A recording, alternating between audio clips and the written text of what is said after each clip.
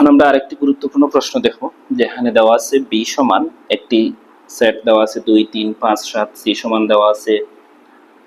এটি হলে দেখাও যে P of B intersection C এর উপাদান সংখ্যা 2 টু দি পাওয়ার n কে সমর্থন করে, যেখানে n হলো বি ইন্টারসেকশন সি এর উপাদান সংখ্যা।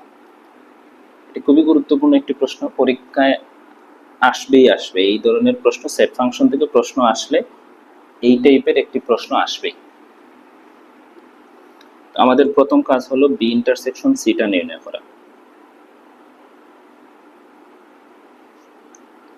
বি ইন্টারসেকশন সি, বি এর উপাদান 2 3 5 7, ইন্টারসেকশন সি এর উপাদান 3 4 5 7 9। তো ইন্টারসেকশন এই চিহ্ন দ্বারা কি বোঝায়? দুইটি সেটের মধ্যে সাধারণ উপাদান যেগুলো আছে, কমন যেগুলো আছে, দুইটি সেটের মধ্যে যেগুলো আছে ওইগুলো দ্বারা গঠিত যে সেট, সেটি হচ্ছে ইন্টারসেকশন দ্বারা বোঝায়। তো এই দুইটি সেটের মধ্যে কোনগুলো সাধারণ? দুইটির মধ্যেই আছে। কোনটা কোনটা? 3 আছে দুইটির মধ্যেই, 5 আছে দুটির মধ্যেই, 7 আছে দুটির মধ্যেই। তাহলে আমরা নিতে পারি 3 5 7, সেটি হচ্ছে বি ইন্টারসেকশন সি। তো এই বি ইন্টারসেকশন সি এর প্রশ্নটা দেওয়া আছে যে P of B intersection C, P বলতে পাওয়ার বা শক্তি সেট বোঝায়।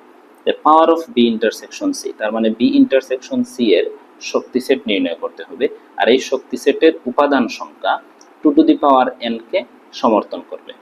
এটি আমরা প্রমাণ করতে হবে।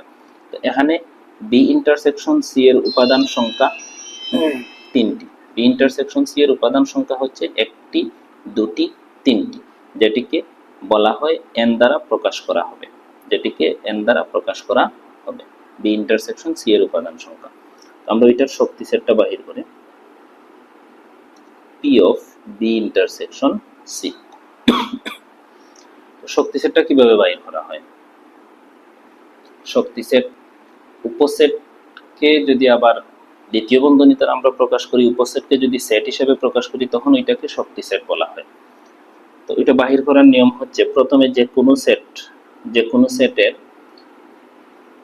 শক্তি সেটের ক্ষেত্রে আমি কোনো উপাদান না নিয়েও একটি সেট গঠন করতে পারি। তাহলে ফাঁকা সেট, কোনো উপাদান না নিয়ে আমি একটি উপাদান কি নিলাম?